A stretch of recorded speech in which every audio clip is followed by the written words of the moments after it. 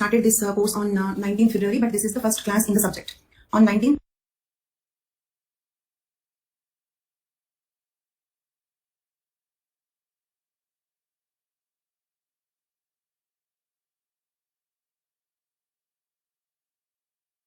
I have only taken the introductory class. Today is the first class in anthropology optional. So, okay. So before we proceed with the subject, first let me tell you some information about this course. This course I have started on 19th February, but I have taken only one introductory class. And syllabus I am starting in today's class. Today is the first class technically. Okay. Then this course duration is totally 5 months. And it is 6 days per week, Sunday holiday. And each class duration is 2 hours. Okay, each class duration 2 hours. So everyday timings are from 3 to 5 p.m. Okay. Then thank you, Nilma Bhagat. If I teach in Hindi, you will run away. I will not teach in Hindi. कभी कभी comedy के लिए बात करती हूँ हिंदी में, पर subject तो नहीं बताती, नहीं टीच करती हिंदी में. Class in the morning that I will discuss. Okay. So fine. So these are the course details. You can make notes in between. Like let me give you some more features of this course. This course includes 100% notes. 100% notes in the form of PDF. I think like you can download whatever slides. I'll project the content like this. If you can see this, I'll project the content like this. The same thing will be provided to you as notes. So you need not take, yes, I will use blank slide. So you need not take any running notes. In fact, I will even ask you not to take running notes, because when I'm teaching, I would like I want you to interact with me. Okay, keep thinking about the topics, keep understanding the topics, keep learning the topics. Okay, so you don't have to take running notes. I will project the slides like this. The same slides will be available to you. You can download them. Okay, so and this includes like 100% of the notes. You need no need of any reference textbooks, and no need of even writing the notes. This covers 100% syllabus. And it also covers more than 400 previous questions. Our classes and the notes covers more than 400 previous questions. Okay. So please use white so it's easy to take print out. White means, I think this is in white color only. So is this okay like this? Is it okay like this, suitable for the printouts? For 2021, okay, fine. So this is how I'll give you the notes. So the same thing I will explain, same thing you will get the PDF also. Right. Notes, total notes is hundreds of pages, but you will be downloading in each class. Okay, total notes is minimum 500 pages notes will be there. It covers total syllabus. Minimum 500 pages notes. And okay, so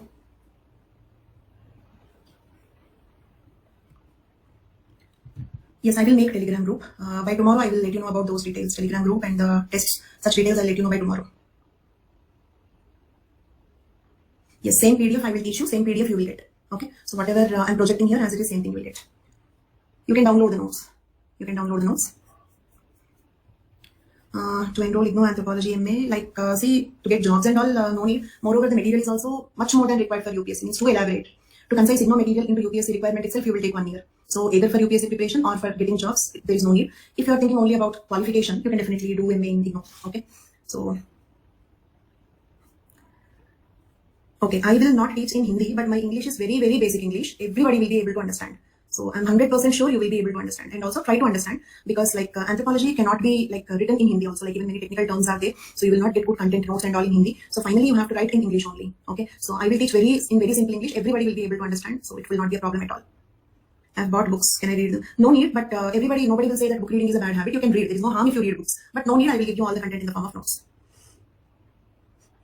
Any form of notes making is time-based, particularly for my course, because I will give you the most concise notes. Okay, so I will give you most of the notes. If you can go through this, most of the notes is in the form of direct flowcharts or points or tables. Okay, so you cannot make notes from that, because every point is important. This is maximum concised. You cannot concise it more.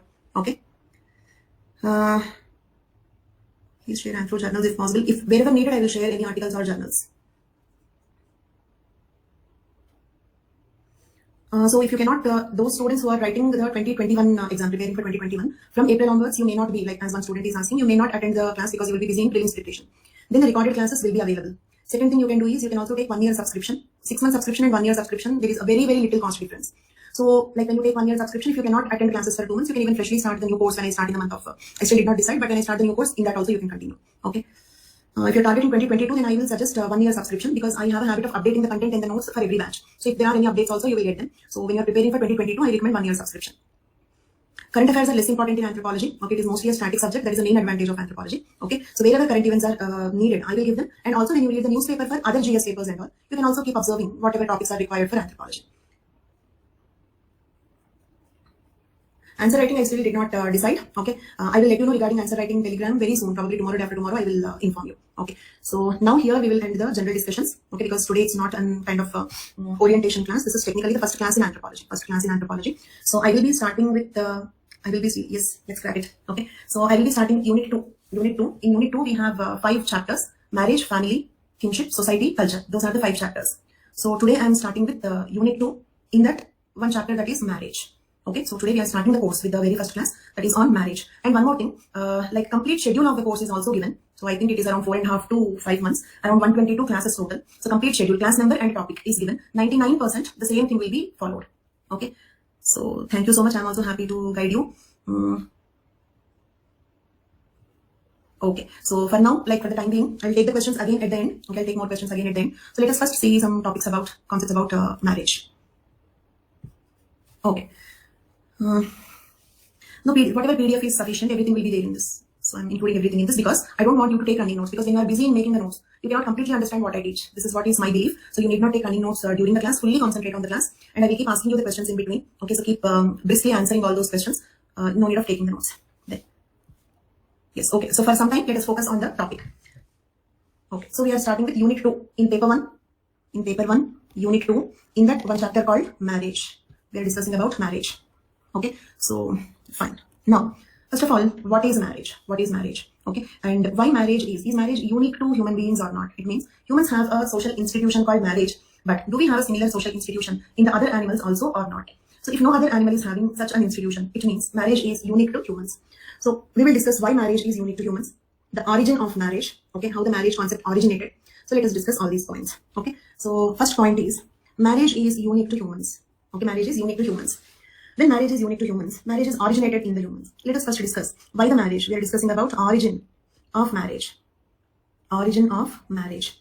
Okay, so in the origin of marriage, basically, what is the reason why marriage is unique in the human beings?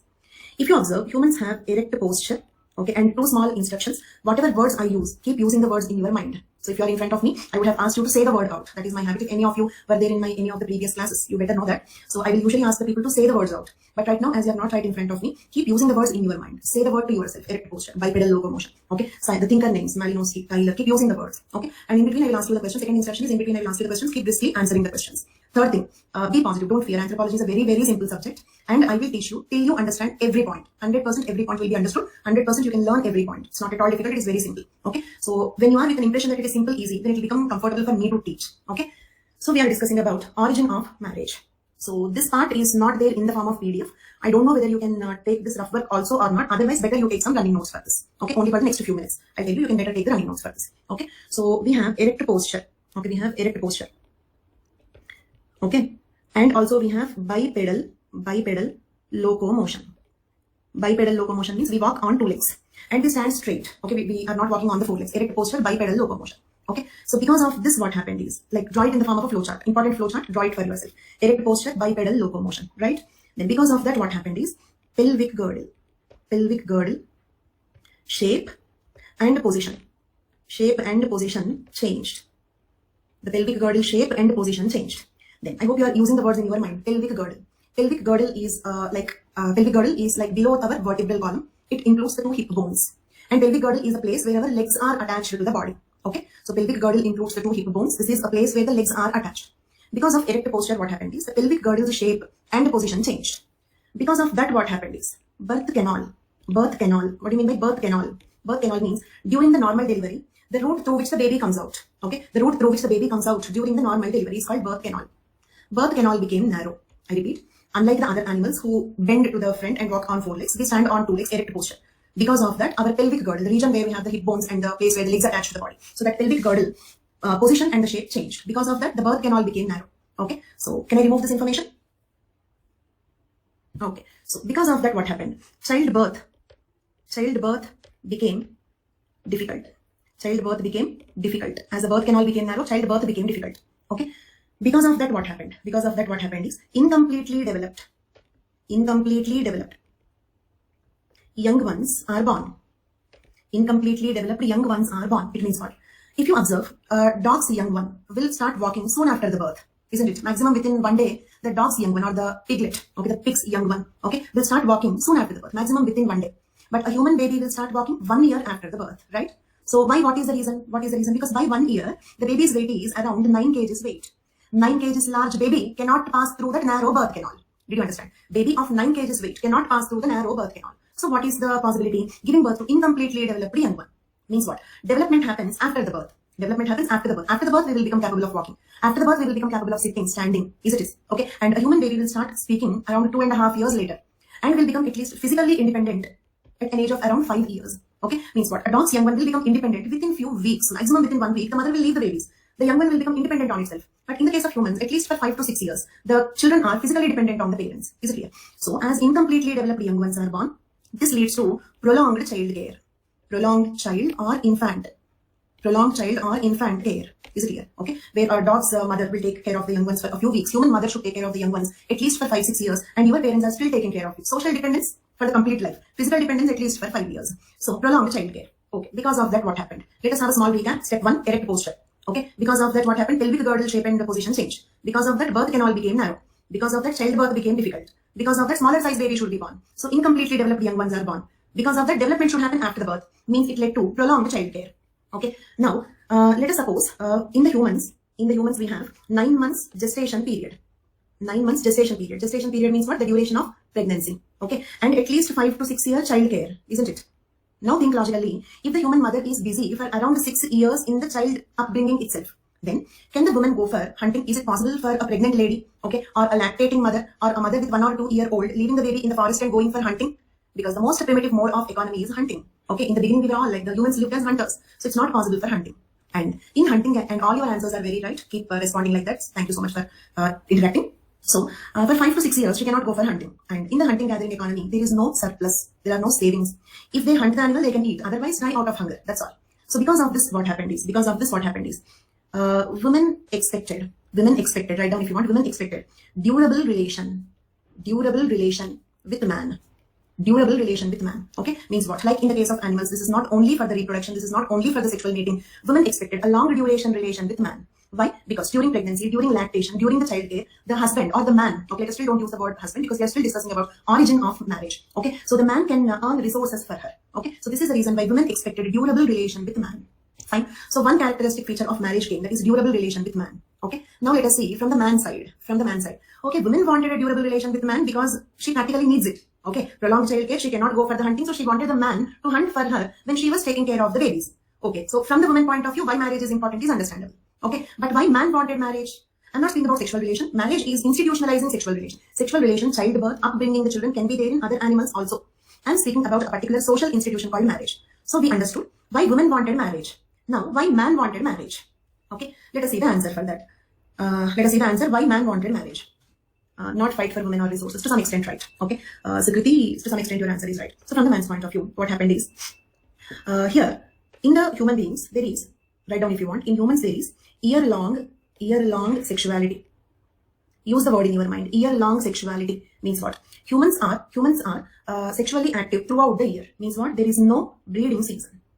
There is no breeding season. In the case of animals, there will be 1 or 2 months breeding season, right? But in the case of humans, there is no breeding season. Humans are active, so sexually active throughout the year. This is also a unique feature of the humans. Is it clear? So because of this, what happens is, okay, throughout the year, and they lack year-round sexuality. Moreover, okay, they lack a breeding season. They have year-round sexuality. So in general, mate competition is one important aspect. In general, people compete, or even animals compete for food, mate, shelter, right? So now let us leave about food and shelter because the concept is marriage here.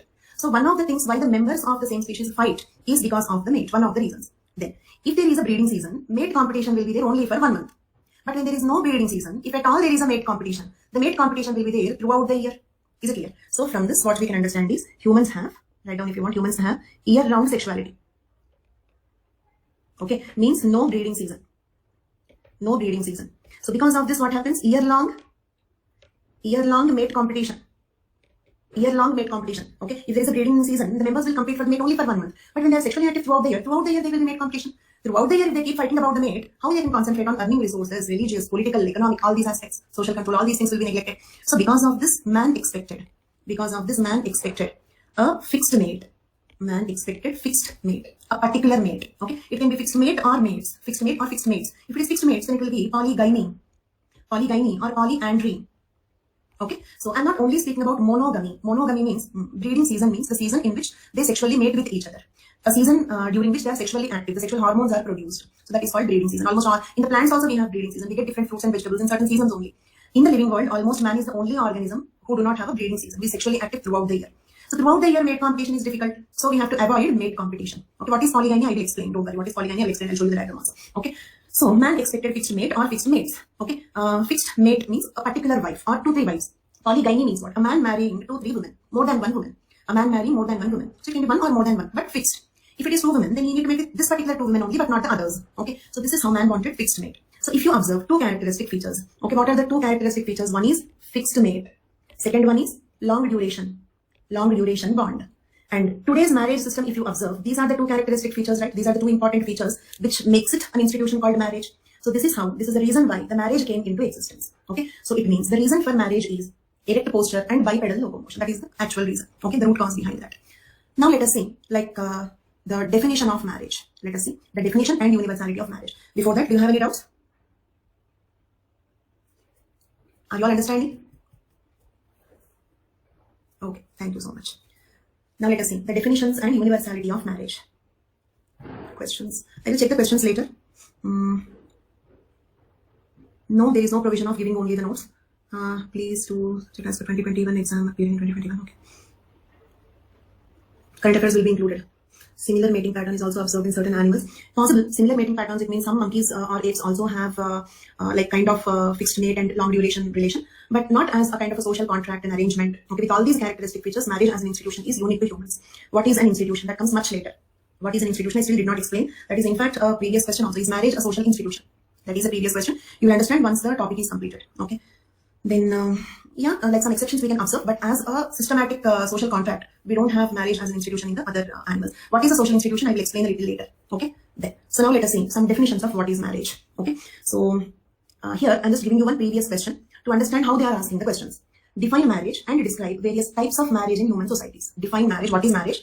And describe various types of marriages in human societies. This is one previous question. Remember the question. So what they are asking in this question? Define marriage and types of marriage. Okay. So now let us see according to Malinowski. Okay, try to remember his name. We will discuss more about Malinowski in our next classes also. Okay, so remember this name, Malinowski. Wherever there are some names or technical terms, I will use the words 2-3 times so that you can even memorize them.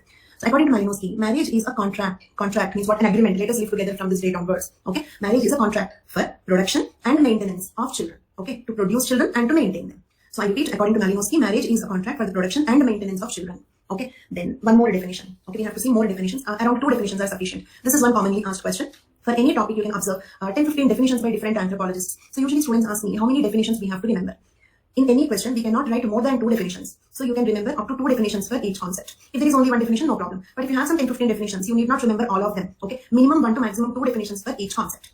So I hope you all understood Malinowski's definition. Okay, and one more important thing. Social anthropology is not a subject of facts. It is a subject of opinions. It means what? Malinowski will have one opinion on what is marriage. Louis will have another opinion. Okay, another anthropologist will have one more opinion. Okay, then you may ask me which one is correct. Malinowski said like this, Louis said like something else. So is Malinowski correct or Louis correct? Nothing like that. There are no facts here.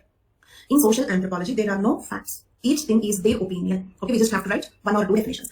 And which 2 definitions we have to select? Nothing specific like that. Okay, you can choose those definitions which are comfortable for you. Okay, then according to Louis, marriage is a relatively permanent. Relatively permanent means what? Even marriages can break. It does not mean marriage is a permanent bond, but relatively permanent. It's not just mating and giving birth to the children. Relatively permanent bond between permissible mates. Observe this word, permissible mates.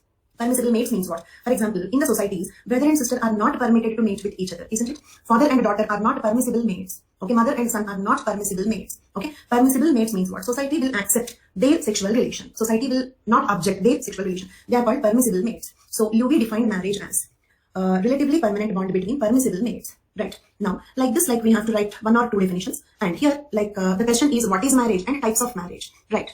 So here, let me explain the types of marriage. Okay.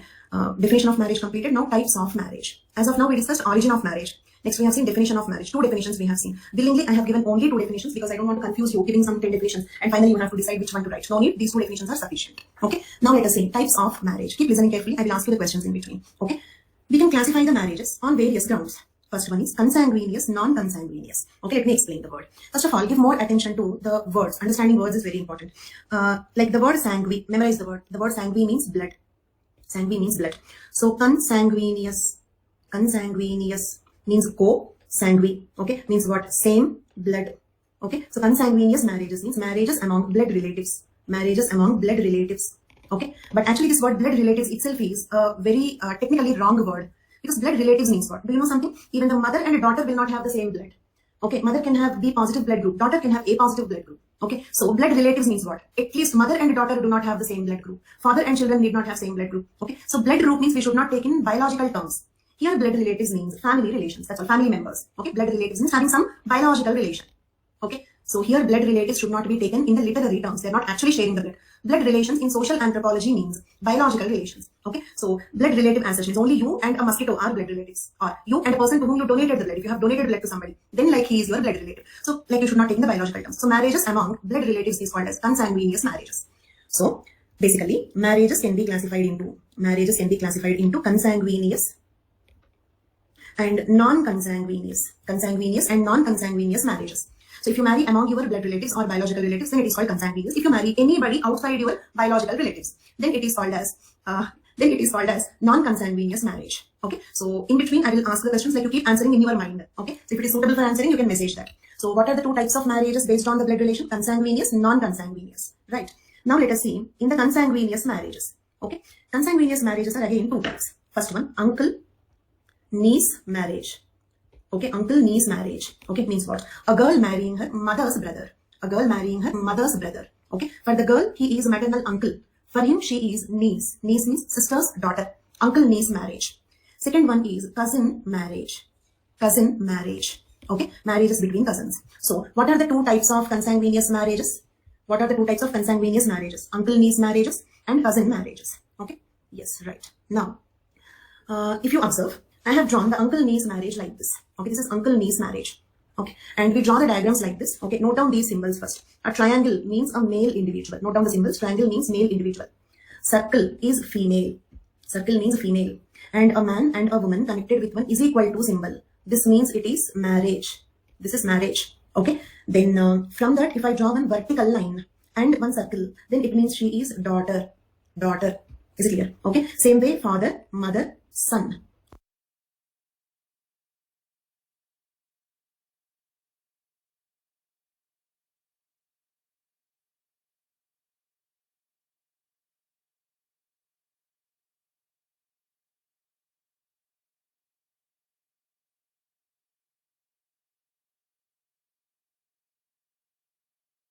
Okay, then now I hope you are taking the symbols. Triangle means male, circle is female. A triangle and a circle is equal to symbol marriage. A vertical line from that daughter, okay, like with a circle daughter, with a triangle son. Then if they have more than one child, okay, a father, mother, now look at here. They should be represented like this, brother and sister, brother and sister.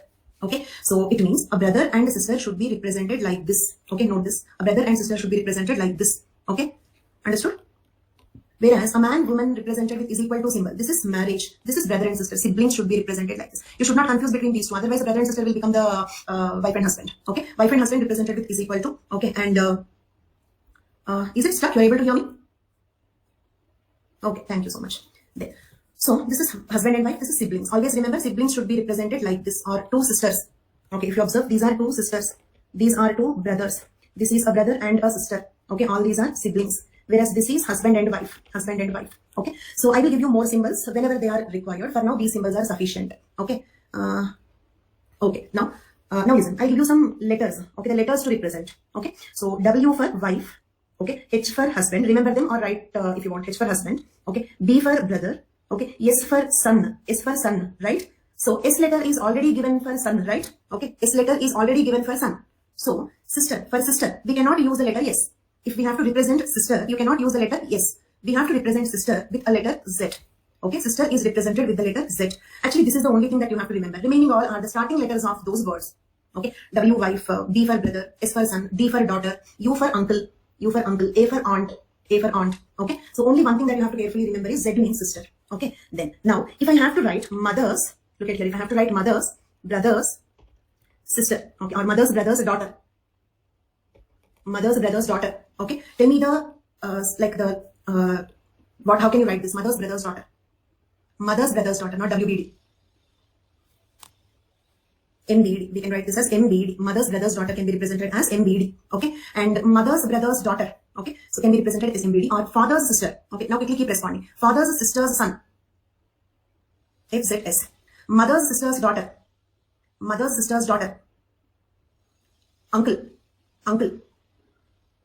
And for cousin, we use the letter C. So remaining all letters are obvious. For cousin, C. This also try to remember. Remaining all letters are obvious. The only letter that you have to specially remember is for sister. Okay. Then we have to draw like this. If you want, write this down. Draw this down. Okay. So, and one more word I have to introduce. Okay. That is ego. Okay. Ego means, write down if you want, the person from whom the relations are traced. Ego means the person from whom the relations are traced. Means what? For example, if I say mother, whose mother? Your mother or my mother? Ego's mother. Did you understand? Or if I say mother's brother's daughter, but whose mother's brother's daughter? Ego's mother's brother's daughter. So ego is the hero of the discussion, the main person from whom the relations are being traced. For example, grandmother, GM grandmother. Whose grandmother? Ego's grandmother. Or daughter, whose daughter? Ego's daughter. Okay, so whatever relation we speak, we are speaking about whose relatives. Okay, so that main person is called as ego. Okay, remember this word is very important. We use this word several times. This is not psychology ego. Okay, this is anthropology ego. Done. Then usually ego is a male individual. Commonly ego is a male individual. Okay, but in matriarchal societies, ego is a female individual. Okay, this is very important point. Please remember that. Okay. In patriarchal societies, where father is the owner of the property, okay, their ego is a male individual. In matriarchal societies, ego is a female. And if patriarchal is not mentioned, then also ego is male. Did you understand? Okay, if nothing is mentioned, then also ego is male. Can you repeat ego concept one more time? Sure, definitely. Okay, so ego is the person from whom the relations are traced. Okay, ego is the person from whom the relations are traced. Means mother's brother's daughter. Means whose mother's brother's daughter? Ego's mother's brother's daughter. Or ego's father's sister's daughter. Or ego's grandmother. Or ego's wife. Okay, so we are speaking about whom? The hero character. About whom we are discussing. That person is called as ego. Okay, this is not psychology ego. This is anthropology ego. The main person from whom we are tracing the relations. Okay, and as I told you, in patriarchal societies, ego is male. In patriarchal societies, ego is male. Okay, in matriarchal societies, ego is female. But in general also, ego is male. If matriarchal, patriarchal, nothing is mentioned, nothing is specified, then also ego is male. Why? Because most of the societies are patriarchal societies only. Most of the societies are patriarchal. Is it clear? Okay. So I hope you understood the ego concept. Now look at this diagram. Okay. So now look at here. So this man is ego. Okay. This man is ego. Okay. Now look at here. Ego's sister, isn't it? Ego's sister. Here I have written Z. Z means what? Sister. But whose sister? Not my sister, not your sister. This ego's sister. That is the meaning of the word ego. Right? Ego's sister, right? And her husband. And they had a daughter. So she is ZD. Means what for ego? She is sister's daughter. Sister's daughter is called as niece. Sister's daughter is called niece. And for her, he is uncle. Maternal uncle. Isn't. Now look at from the girl's side. Okay. From the girl's side, you tell me, for this girl, all of you please, for this girl. Okay. What is his relation? For this girl, what is his relation? Uncle, mama, uncle. What is like he abbreviated as? Maternal uncle can be abbreviated as? Okay, mother's brother. Okay, so now ego's sister's daughter is marrying him. So this is called uncle niece marriage. Done. So this is how we have to draw the diagrams. In marriage, family, kinship, we can draw so many such diagrams that will make our answer attractive. I hope you remember the question. Okay, I gave you one previous question from this topic. And one more thing, I promised you. And today, from my side, I am giving you two promises. One is 100% syllabus will be completed. 100% syllabus I will not leave, except like, okay, let us take some 99% of the syllabus will be completed, because there are some 1% very easy topics. Okay, like for example, westernization, modernization, everybody knows that. Very general topics where I don't have anything to explain. So such topics, after consulting you, I may leave, but 99% syllabus will be completed. And also I will discuss more than 400 previous questions as a part of the discussion, like we are doing. For example, right now the question we are simultaneously discussing is define marriage, right? Types of marriage. Okay, then, okay, this is uncle niece marriage. Abbreviations are sufficient. In the exam, one time you can write the full words, and when you repeat in the answer, you can use abbreviations. These symbols and abbreviations are standard. They are not personal abbreviations. Okay, we should not write our personal abbreviations. For example, if we have some personal shortcuts, that should not be written. But all these are standard abbreviations and standard symbols, so you can use them in the exam. Okay, so then you have to. These diagrams will fetch you more marks. Okay, now let us go for cousin marriages. I cannot understand relationships easily. Okay, first stop thinking that you cannot understand relations, then you will understand. Okay, because these things will act as inhibitions. You ask me, I will explain once again. But don't give instructions to your brain that I cannot understand this. This is difficult for me. Your innocent brain will just believe all those instructions. So don't give negative instructions to your brain. You will understand everything. You have to understand everything. That's all. Okay. And to understand relations, the only thing is you need a little concentration. That's all. Nothing more than that. For example, because you have asked. Okay, let us give you sufficient importance. So like here, ego is the hero character, and this hero's sister. I told you already, siblings should be represented like this. Okay, but don't write hero in the exam. Okay, then she is his sister, sister's husband, their daughter, sister's daughter. Ego is marrying sister's daughter. Okay, I'll give you one more technique. Okay, keep thinking about your relatives. For example, when I say sister, think about your sister's daughter. Okay, or your mother's brother. Okay, when I give you these relations, keep thinking about your own relations. Then you can understand them easily. More concentration, one instruction. Second instruction is keep thinking about your own relatives. Okay, next, cousin marriages. Who are cousins? Okay, look at here. Cousins means the children of siblings. Cousins are children of siblings. Means what? And you think about your cousins. You have some cousin brothers and sisters. Okay, you think about your own cousins. Then you will understand. So first, don't think that you cannot understand. Then second point, you keep thinking about your own relatives. Okay, so cousins. You will have cousins both from your mother side and father side, right? Okay, so let me use one word here. Matrilateral. Matrilateral. Keep using the words in your own mind. Okay, keep using the words, please. Follow that instruction. So matrilateral. Matri means what? Let us break the word and understand. Matri means mother. Lateral means side. Lateral side. Okay, so matrilateral means what? Mother side. Matrilateral means mother side. Okay, then quickly give me the word for father side. Quickly give the word for father side. Patrilateral. Okay, patrilateral. Remember this. So mother side cousins are called matrilateral cousins, and father side cousins are called as patrilateral cousins. Right? Basically, cousins means what? Children of the siblings. For example, you and your brother. Your children, your brother's children will become cousins. You and your brother are biological siblings. But your children, they're not biological siblings, but they will be called as cousins. Right? Then, in the cousins we have, okay, parallel cousins. Parallel cousins. Parallel cousins means what? Okay, two sisters' children. Okay, for example, two sisters' children. Okay, so let us suppose these are two sisters. Can I represent the two sisters like this? Okay, two sisters should be represented like this. Then let us suppose he is her husband. He is her husband. And they both had children, right? These two are cousins. Okay, these two are nothing but cousins. Okay, then so cousins are the children of the siblings. They can be the children of two brothers, children of two sisters, or children of a brother and a sister. Then the next word is parallel cousins. Parallel cousins. Parallel cousins means what? Children of two sisters, or children of two brothers. For example, if you are a boy, your children and your brother's children are called as parallel cousins. Parallel cousins. Okay. Then now tell me, in most of the societies, are parallel cousin marriages permitted or not? Are parallel cousin marriages permitted? No. Okay. We treat, like say for example, you treat your father's brother's children as your brothers and sisters. You consider them as unmarriable. They should not be married. They are not permissible mates in the definition that we have seen, right? So these are parallel cousins. And why they are called parallel cousins? If you observe, parallel lines will never meet with each other. Parallel lines just go on side by side, but they never meet with each other. Same way, two parallel cousins can never marry with each other. Therefore, they are called as parallel cousins, right? Then another word, cross cousins. Cross cousins means they can cross. They can cross means they can mate with each other. They can get married. Okay, means what? Say for example, a brother and a sister's children. A brother and sister's children. Okay, for example, if you are a boy, your children and your sister's children are okay. Like your brothers and sisters. Okay, and your father's sister's children. Your father's sister's children are mother's brother's children. Mother's brother's children. They are called as cross cousins. Brother sister children are called cross cousins. I hope these three words are clear for you. Parallel cousins. Okay, cross cousins. Okay, and matrilateral. Matrilateral. Patrilateral. If these four words are clear, now I will ask you some questions. Quickly respond. It means what? I will ask you, I'll tell you the relation. You have to tell me the name of the relation. Using all these four words, matrilateral, you have to tell whether it is matrilateral or patrilateral. And you should also say whether it is parallel or cross. Okay? Now, everybody please. If ego marries his mother's brother's daughter. Okay? Tell me the name of such marriage. Cross, okay? Yes, exactly. Yes, cross cousin, matrilateral. Now club both the words. The complete word is matrilateral cross cousin. Did you understand the point? I expect you to tell like this. Matrilateral cross cousin. Some of you answered cross cousin. Some of you answered matrilateral. But next question you answer like this. Matrilateral cross cousin. Done? Okay. One more question I will give you. Ego married. Everybody please. Ego married. Father's sister's daughter. Father's sister's daughter. Such a marriage is called as patrilateral cross cousin marriage. Exactly. Patrilateral. Father side cross cousin marriage. Okay. Very good. Wonderful. Great. Fine. Now one more question. If ego married father's brother's daughter. Father's brother's daughter. Wonderful. Very good. Patrilateral parallel cousin marriage. Patrilateral because father side relative. Parallel cousin because father's brother. Okay, they both belong to the same sex. Of two brothers' children. Patrilateral parallel cousin marriage. Very good. Thank you. Last one. If ego married mother's sister's daughter, then mother's sister's daughter. Mother's sister's daughter, not cross. Matrilateral parallel cousin. Okay, very good. Thank you so much. Now let us see the diagrams for them. Okay, look at here. Very good, very good. So look at here. This is matrilateral cross cousin marriage. Matrilateral cross cousin marriage. Okay. So here, if you observe, he is ego. Ego, right? Father, mother, ego. And keep answering in your own mind for some time. She is ego's mother, isn't it? And mother's brother should be represented like this. If you observe, these two are not connected by an is equal to symbol. Okay. So this symbol means siblings. So ego's mother's brother. Okay. Mother's brother's wife and their daughter. So she is mother's brother's daughter.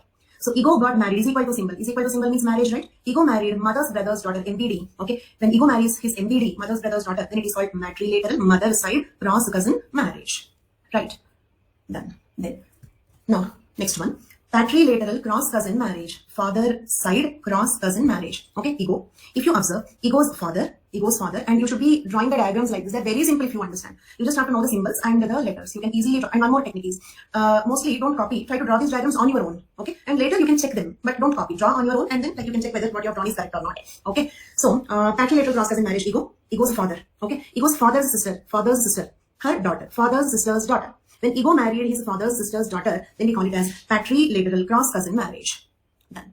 Then next one is, look at here. This is matrilateral parallel cousin marriage. Matrilateral parallel cousin marriage means ego's mother, mother's sister. Why? Because it is a parallel cousin marriage. So mother's sister. So which side parallel cousin? Mother's side. So mother's sister we have taken. And their daughter, mother's sister's daughter, MZD. When ego marries his MZD, mother's sister's daughter, then it is called as matrilateral parallel cousin marriage. Okay. Then, are you all understanding? And one more thing, you can also ask me to slow down or speed up because different batch requirements are different. So if you feel I'm going too fast, you can message me to slow down. If you feel I'm like going too slow, you have understood long back, but still I'm explaining, then you can say speed up. Okay, these two instructions are possible. I will use speed up, but this is like being the very first class, and I want everybody to, I wanted to make sure that, okay, yeah, and gradually I will speed up. I'm a bit slow, I know today I'm slow, willingly I'm slow because today is the very first class, and I will gradually increase the speed once you get used to my way of teaching. Then this is patrilateral parallel cousin marriage. Ego's father, father's brother, their daughter, father's brother's daughter, patrilateral parallel cousin marriage. Okay. So now, if you observe, like we completed this classification that is based on whether it is consanguineous or non-consanguineous marriage. Now let us move on to another classification that is based on the number of spouses, right? This is based on the number of spouses. Okay. Yeah. Okay. So based on number of spouses, the classification is like this. Okay. First of all, let us understand a few words here. Okay. Gamy. The word gamy means fusion. In this context, marriage, right? Then the word gynae is usually used for women. You might have heard the word gynecologist, gynae is related to women. Same way, andry, okay, means something related to men. Okay. Then poly means many, mono means one, bi means two. Okay. So these are certain basic terms. So if you remember these words, you can build so many words based on that. Okay. So firstly, monogamy. This is the most common form of marriage. Throughout the world, the most common form of marriage is monogamy. And like no specific examples throughout the world, okay, leaving the other marriages. It means if you remember the examples for other types of marriages, okay. So in remaining all societies, we can observe monogamy. Okay. So what is the most common form of marriage? Most common form of marriage, monogamy. Next, polygyny means what? One man marrying several women. How do we represent like this? We can represent one man, one wife, another wife. This is how we represent polygyny, right? Examples, these are the tribe names. Gond tribe, Nagas, Bhil tribe, Santhal tribe, Chenchu tribe, Gond, Naga, Bhil, Santhal, Chenchu are the tribal societies where we can observe polygyny. Okay, then next one, polyandry. How do we represent polyandry? One woman marrying more than one man. That is called polyandry. Is it clear? Then polyandry is rare when compared to polygyny in general. So let us suppose even today also, even in the modern societies also, a man having like let us suppose in general we hear that some of our neighbor is having two wives. Okay, same way we hear news that some of our neighbor is having two husbands. Which one we in general consider as very odd? Who is socially more criticized? A woman having more husbands is socially more criticized, isn't it? Same way, let us suppose a son comes to know that his father is having an extramarital affair. He may not take it so seriously. Of course, he will take it seriously, but just imagine if he comes to know that his mother is having some extramarital relation or a second husband, he cannot tolerate. Is it clear? So it means presently, legally when you take, all forms of polygamy are banned. Okay, they are punishable. Okay, but socially when you take, polygyny is taken considerably easy when compared to polyandry. So reason, like what do you think is the reason why polyandry is rare, while polygyny is little more common comparatively? Reason is, in polyandry, let us suppose patriarchy, okay. In polyandry, let us suppose like if a wife is having two husbands, okay, then let us suppose a wife is having two husbands. Let us suppose like she is having one son with this husband and one more son with this husband. Okay, let us name them as A and B. Okay, now she is having two children. Okay, but it is impossible to say. And you may tell me we can tell using DNA testing, using blood testing. That is all in today's world. But we are speaking about how the tradition started. Okay, we are speaking about the origins. In today's world, we may know who is the biological father using DNA testing or blood testing, etc. But is it practically possible every time a father inherits his property? Okay, will the father say, bring your DNA testing certificate, then only I will give my property to you? It's not happening like that, right? Okay, so we never do such things, right? So in the case of, especially in the beginning days, in the olden days, that DNA testing, blood testing were not there at all, and features are misleading. Okay, maybe both the sons are like that of the mother, or both of them are like some maternal grandmother or some uncle. Is it clear? So in such case, only based on the features without benefit of doubt, knowing who is the biological son is impossible. Okay, especially when we did not have technological advancement. Even with the technological advancement, it's not practically possible to do the DNA testing and then give the property. Right? In some disputed paternity cases, we may do that, but practically does not work out in each case. So in polyandry, if a woman is having two sons with two husbands, none of them, see for example, B wants to hand over his property to his son, but how can B know who is his biological son? Okay, he may have some understanding, but without benefit of doubt, he cannot know who is his biological son. So without doubt, how to know who is the biological son? That is possible only when a woman marries only one man. If a woman marries only one man, then there are no alternatives. Whatever sons they have, definitely they are his sons only. This is the reason why polyandry, okay, is not common since the beginning. Polygyny to some extent is common, but polyandry is not common since the beginning. Okay, then and please don't message irrelevant things, because already with the relevant messages it is slightly distracting. Okay, so please don't don't keep chatting with yourselves. Okay, and don't chat about some other courses or some other teachers, because every message that comes is giving me a slight distraction. Okay, in such case, if I stop checking the messages, to avoid distraction, if I stop checking the messages, if there are any important messages, then I will miss them out. So please take the course seriously. Don't message irrelevant things. This is one humble request to all of you. Okay, then that will help the course a lot. I can stop the comment, but it is better if I keep them active. I can definitely stop the comments, but I want the class to be interactive. So the only request is no irrelevant messages. That's all. Okay, fine. Now, so polyandry, rare among tribes of India. Okay, rare, okay, but sometimes possible. Then the examples: Toda tribe of Nilgiri Hills, Memba tribe of Arunachal Pradesh, Khasa tribe of Uttarakhand. Okay, Toda of Nilgiri Hills, Memba of Arunachal Pradesh, Khasa tribe of Uttarakhand. These are some examples where polyandry is observed. Okay, then polygynandry. Polygynandry means what? Look at here. Polygynandry means, let us suppose a man married two women. So it became polygyny, and she is also having two husbands. So for her it is polyandry. For him it is polygyny. So such a marriage is called as, name such marriage, all of you. What is such marriage called as? Man having two wives and the wife is also having two husbands. Polygynandry. Very good, wonderful. Okay, fine. So polygynandrous family is observed in Toda and Khasa. Polygynandrous is observed in Toda and Khasa. Okay, now let us see more such terms. Okay, look at here. This is sororal polygyny. Okay, for this I'll give you a few more words. You know, maternal means mother, right? Paternal means father. Same way. For brother, which word we use? For brother. That is also very common. Not letter. Like maternal, mother maternal, father paternal, brother fraternal. Brother fraternal. Okay, fraternal means brother. Remember this, fraternal. Okay, same way. A word for sister, not letters, symbols. Yes, those tribes are still present. Okay, so for sister we use the word sororal. Okay, and we have group marriages also. Saurabh, I will come to the group marriages little later. Okay, all types of marriages are not completed yet. So for sister, the word is called sororal. Is it clear? Now let me give you some more types of, based on these words you can easily understand. Look at here. This is called fraternal polyandry.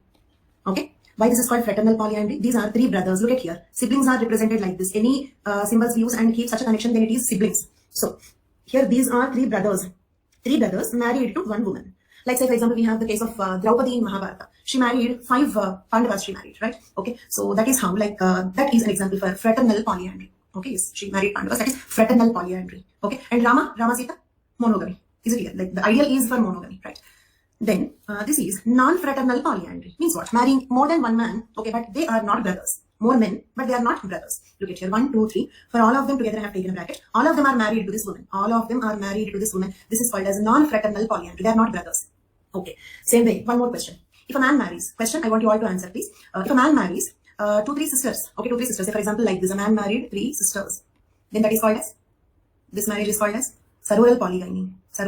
Very good. Okay. Then same way, if a man marries 3 women who are not sisters, non-sororal polygyny. Okay, let us see those diagrams also. Okay, look at here. And this is another rare case, but happened. Okay, so this is called familial polyandry. Not sororal, not fraternal, familial. Okay, in the family, familial polyandry. If you observe, okay, look at here. This woman is married to father and son both.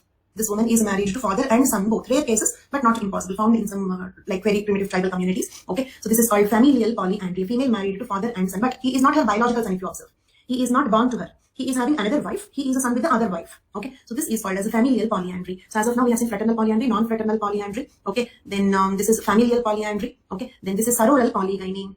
Sororal polygyny. Okay, then okay, sororal polygyny. This is non-sororal polygyny. Non-sororal polygyny, right? Familial polyandry. Okay, so a woman married a man. Okay, and he is having another wife also. Okay, and a woman marrying, like one of the words used in the messages, a woman is marrying a man, and also at the same time she is also marrying her stepson. Okay, so woman married to father and also his son. He is not her son, but woman marrying a man and his son. It is called familial polyandry. Familial polyandry. Done. Okay. Now this is sororal polygyny and non-sororal polygyny. Non-sororal polygyny. Okay. Then I'll give you a few more concepts. Look at here. We have another concept called levirate marriage. We have another concept called as levirate marriage. Levirate marriage means, let us suppose a woman, okay, a woman got married to a man, okay, then unfortunately this man died, then she is marrying his brother. Is it clear? Like fraternal polyandry only, they both are brothers, but not at a time. This man died, then she married to another man. Okay, so I repeat once again, levirate marriage. Levirate. Okay, so yes, widow remarriage, but widow is remarrying whom? Her husband's brother only, not outside the family. That is called as levirate marriage. Okay, it happened in ancient history, not a very ancient history also, even in many contemporary societies also it is in practice. Brother and her husband, but not at a time. Okay, not at a time. Okay, so yes, now also it does happen in some tribal communities. Okay, then like say here, so like just like fraternal only. Okay, marrying two brothers, but after one person died. If she kills and marry, okay, no violence in the class, please, no violent doubts. Okay, only polite doubts, no violent doubts. Then so, and remember his name and be careful with that person. Okay, so this is called as levirate marriage. Done. Then so symbols. What symbols? I explained you all the symbols. Okay, yeah, circle. Sorry, very sorry. This is not a gay marriage, circle only. Okay, forgot. Fine. So coming back to the concept, so this is called levirate marriage. And so okay, one question, all of you answer this please. Is I'll create a poll. Levirate marriage is a fraternal polyandry. True or false? Levirate marriage is a fraternal polyandry. Levirate marriage is a fraternal polyandry. Okay, so 59% said yes, 60% of you said yes. Okay, so it is a fraternal polyandry, but in this case we use a special word called as serial. Okay, serial polyandry. We can also call this a serial polyandry. Serial polyandry means what? One after the other, in series, one after the other. That is called as serial polyandry. Okay, and serial polyandry can also be called as serial monogamy. Word also can be used here. Serial monogamy word also can be used here. Why this can be called as serial monogamy? Because at a given point of time she is having only one husband. At a given point of time only one husband. So therefore serial monogamy. One monogamy, later one more monogamy, later one more monogamy, like that. This can also be called as serial polyandry. Word is also correct because if you see on the whole it is polyandry only. So levirate marriage can be called as fraternal polyandry, serial fraternal polyandry, or serial monogamy. These are all the different words. Okay. Now same way. One more concept. Look at here. Here a man married to two sisters. This is sororal polygyny.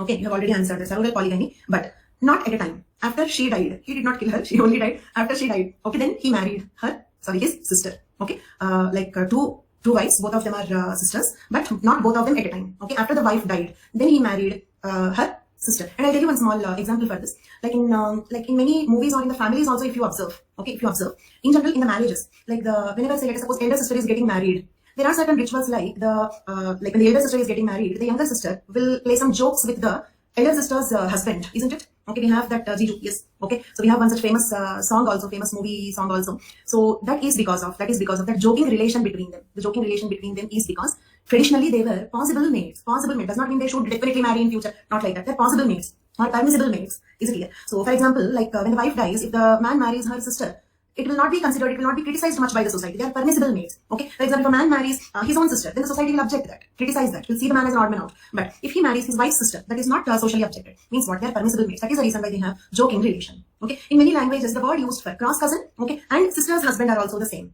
Cross cousin, sister's husband. In many languages, I don't know all Indian languages. So in many languages, or at least in my language, I'm a Telugu speaker, I'm from Hyderabad. Okay. So in my language, the word used for cross cousin and the sister's husband, they both are the same, right? Then so if you observe for polyandry, okay, for if you have two words here, levirate and fraternal, isn't it? Levirate and fraternal. Okay, now all of you answer this. If a woman marries more brothers, 2-3 brothers, after the death of husband dies, then she marries the husband's brother. Then which word we use? Levirate. Wonderful, wonderful, very good. Okay. Then at a time, brothers, Draupadi's case, fraternal. So for polyandry, like this, we have two different words, isn't it? We have two different words. But for polygyny, did you notice? For polygyny, there is no special word for marrying the sisters after the death of one sister. Okay. It means what? It means what? Look at here. Man marrying two sisters after her death, or man marrying two sisters at a time. Both are called as sororal polygyny only. We don't have a separate word for that. But for fraternal, we have a separate word for that. Okay. So remember that point. So I think we have completed sororal polygyny. Okay. Monogamy, polygyny, polyandry, polygynandry. Then we have seen sororal polygyny, non-sororal polygyny, fraternal polyandry. Okay, one more word. Fraternal polyandry is also called as adelphic polyandry. Adelphic polyandry. They both mean the same. Fraternal polyandry is also called as adelphic polyandry. Okay, same way. Serial monogamy or serial polygyny or serial polyandry. Okay, so this is another word. Serial polygyny, serial polyandry or serial monogamy. Okay, at a time only one marriage. At a time only one spouse. Okay, then we have seen the diagrams. Then now let us see. Okay, so I hope all of you are understanding. There are a few questions here. Let me just take a few questions. Okay. How did matriarchal setup come into picture? Then we will discuss that. Matriarchy. Actually, some anthropologists feel that matriarchy came first. Okay. So some anthropologists feel that matriarchy came first because we have a saying, mother is reality, father is belief. Mother will tell who is the father. Is it clear? Mother is obvious parent. Okay, there is witness of she giving birth to that particular child. Okay, but who is the father? That is only belief. Mother tells who is the father. So we have a social saying: mother is truth, father is belief. Okay, mother is obvious parent. Okay, so even in the case of polygyny, okay, if they have some 3-4 children, every woman definitely knows who is her child. But in the case of polyandry, okay, if a woman is having 2-3 husbands, a man cannot know who is his child. So from this, what we can understand is mother is obvious parent. So some anthropologists feel that matriarchy came first. There was more importance to mothers. Okay, and then like patriarchy came into existence. How patriarchy came into existence is the right question instead of how matriarchy came into existence. That is obvious. Then patriarchy came into existence because physically man is a powerful gender. Okay, physically man is a powerful gender, and also not having certain biological constraints like menstruation, childbirth, lactation. All such physical constraints are not there, isn't it? Okay, for example, a woman cannot hunt throughout the life, but a man can hunt throughout the life. Is it clear? Okay, so there are no gaps like pregnancy, lactation, menstruation. So comfortable and stronger gender. So when there was a competition between man and woman for authority, then definitely it became patriarchy. Okay, it means what? When private property came into existence, then when mother and father both fight for the authority on the property, then obviously fathers, that is males, won that particular competition. So patriarchy persisted. But originally it was matriarchy according to some anthropologists. Okay, but actually these are all assumptions. We really do not know. Okay, which system started first, whether it is matriarchy or patriarchy, we don't know. There is a reason why I say this social anthropology is a subject of opinions, views. We don't have facts. Even if we have facts, we don't know them. Okay. Okay. So now let us see a few more points. Monogamy is the most favorite form of marriage. Robert H. Lewey, okay, R.H. Lewey or Robert H. Lewey, in his book Primitive Society. Remember the name of the thinker, Robert H. Lewey, and the book name Primitive Society. Robert H. Lewey, in his book Primitive Society, stated that in every human society, the number of male and females is approximately equal. Okay, number of males and females is approximately equal, 50-50. Then you may ask, we don't have 50-50, we have a skewed sex ratio. That is because of female feticide and infanticide. Okay, so if we don't have such traditions, biologically, naturally, male and female will be 50-50 equal. Okay, so now tell me, leave biology, sociology and all. Mathematically, which marriage works out? Monogamy. Okay, because equal number of males and females. Then let us suppose if every man should go for 2 marriages, the number of women should be double the number of the men, isn't it? But is it really like that? No, not like that. So it is impossible that every man can get 2 wives. Getting 1 wife itself is becoming difficult these days because of the skewed sex ratio. So everyone cannot get 2 wives. Is it clear? Okay. So therefore, numerically, mathematically, the only marriage that works out is monogamy. That is what R.H. Lewey is saying in his book called Primitive Society. In every human society, number of male and female is approximately equal. So therefore, hence, except monogamy, all forms of marriages are socially and culturally constructed. Constructed means what? Made artificially. Is it clear? Naturally, marriage is monogamy. In a society, if you have polygyny or polyandry, they are all made up. As Abhay is saying, they are all made up, constructed, artificially made. They're not natural. Okay? So they are possible due to some cultural or economic. Okay? Economic reason means what? Let us suppose we have patriarchy. In a patriarchal society, son is a prophet. Son is considered as plus, daughter is considered as minus in patriarchal society. So they are trying to kill the female fetus, isn't it? Okay. If the female fetus itself is profitable, why do they kill the female fetus? It's not because they don't like the female baby, they're biological parents to both. Then why it is happening? That is economic reason. Okay. If they have a girl child, then they have to spend expenditure on her education. Okay. And on her marriage. Okay, dowry and all that, marriage payments. Okay, these days, even if the people in some cases, though they are not taking dowry as in the form of a cash, they are just saying we don't want dowry, but the marriage should be celebrated as a grand occasion. Okay, so from my side, some 2,000 people will come. Okay, so some grand occasion. So that itself will cost some 15-20 lakhs. So marriage expenditure, education expenditure. Okay, and after all that, she will go to some other family. She cannot even take the responsibility of the parents when they are in the old age. If the husband permits, then they should come home. Is it clear? So for this reason, for economic reasons, woman is considered as minus, not biological reason. Is it clear? Biologically, both are important, right? So it is economy, okay, which is responsible for a decrease in the number of females, right? So the reason behind lesser number of females is economy, not biology. Okay, so it means what? Let us suppose, okay, one more question, all of you please. Then the number of women is less, number of women less, number of men more. Then tell me which marriage is possible. Number of women. Very good, right answer. I repeat the question for the others. Number of women is less, number of men is more. Which marriage is possible? Wonderful, polyandry. Okay, so let us suppose due to economic reasons, the female is considered as a minus, so therefore female feticide. Female feticide leads to lesser number of women, means more number of men. Because of that, polyandry. So polyandry is economically constructed. Polyandry is economically constructed. True or false? Participate in this poll. Polyandry is economically constructed.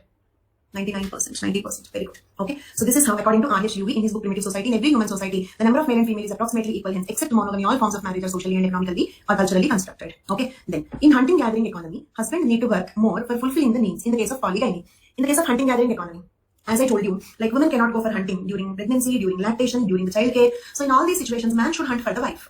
Just imagine his condition if he is having some four wives, some 10 children. Okay. Then for 15 people, for 14, 15 people, he need to hunt every day. Okay. He need to hunt every day for 14, 15 people. It's not possible. So when the economy is hunting gathering, polygyny does not work out. Polygyny does not work out. Okay. Moreover, hunter-gatherer societies are nomadic in nature, means they keep moving from one place to the other. For moving from one place to the other, monogamy is suitable because small family units can easily move together. Okay, so like for hunting-gathering economy, it means what we are checking is for what type of economy, what type of marriage is suitable. From this, can I also draw one conclusion that, okay, the mode of economy decides the type of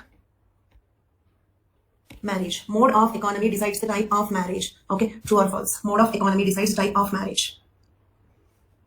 Okay, so if the mode of economy decides type of marriage, right now we are discussing what is what type of economy suits which type of marriage. As we already understood, hunting-gathering societies, polygyny does not work out. Polyandry also does not work out because they do not give a large family units. Because moving together in the nomadic lifestyle becomes difficult. Okay, next, in advanced food-gathering societies or agricultural societies, there emerge hereditary wealthy headman, landlord, headman, chief, or king to that matter. And also, if you observe, one point, important point is, even in some societies, if polygyny is permitted, everybody cannot go for polygyny. Polygyny will be a luxury of the rich.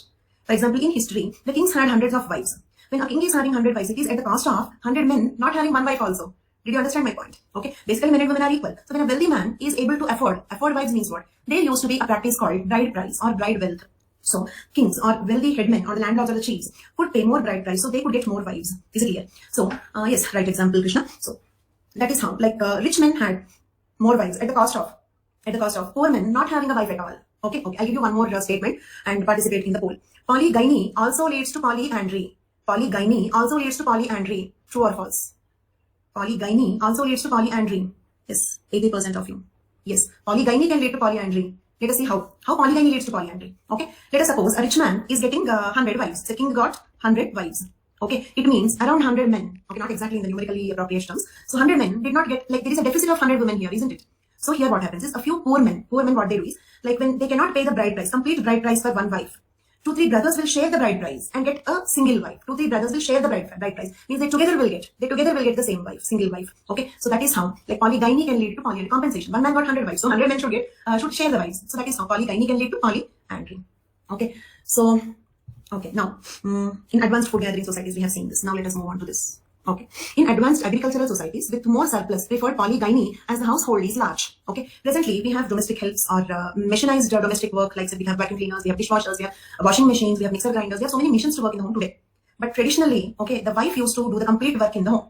In those days, when polygyny was a regular practice, a wife used to demand the husband, why don't you bring more wives? I'm unable to do the entire work all alone. Okay, you cannot expect that today, but traditionally this used to be a demand because household work was difficult. It was not machinized, and there was no culture of having domestic helps from the outside. Everybody used to do their own work, okay, without the help of the machines. So, in advanced agricultural societies where the family size is very large, a single wife cannot do the complete household work. So, polygyny is suitable there. He says, here he means RHUV, says that the practice of polygyny is found among Eskimos. Okay, let us see why. Eskimos work as hunters of fish in the Arctic Sea. Eskimos work as hunters of fish in Arctic Sea. Listen to this carefully, interesting. When they go for fishing in the Arctic Sea, quite risky, right? So, they may lose their life. They may not come back.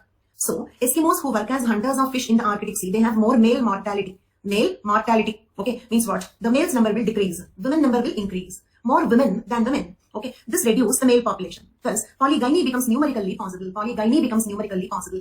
Okay, so according to RHUV, Eskimos example, who work as hunters of fish in the Arctic Sea, when they go for fishing, they may meet with some accident, they may die. So this will have more male mortality. So that reduces the number of males, means proportionately the number of females is more. So numerically polygyny is possible. So here polygyny is because of the economy of fishing. Here polygamy is because of the economy of the fishing. So two conclusions here are economy. Eskimos are like one group in the polar region. Okay, and like all Eskimos need not be the hunters of fish in Arctic Sea. They may have other occupations also. There are different groups of Eskimos. Okay, then. So so from this discussion, one conclusion is mode of economy determines the type of marriage, and monogamy is the only natural form of marriage. Living all marriages are socially or culturally constructed. Okay, so he says, as in polyandry, one is required to pay more bride price. Polygamy is a luxury of the rich. It is said that some African monarchs and Indian kings have been reported to have hundreds of wives. Some African monarchs and Indian kings had hundreds of wives. Okay, then so there is a wide prevalence of polyandry among Todas of Nilgiri due to marked excess of men over the women due to the practice of female feticide. In Toda tribe, there is female feticide or female infanticide. So number of females reduces, number of males increases. So this leads to a practice of polyandry. Okay, then I hope all these examples are clear. With this we completed. Okay, 2 classifications I think. Okay, if you observe.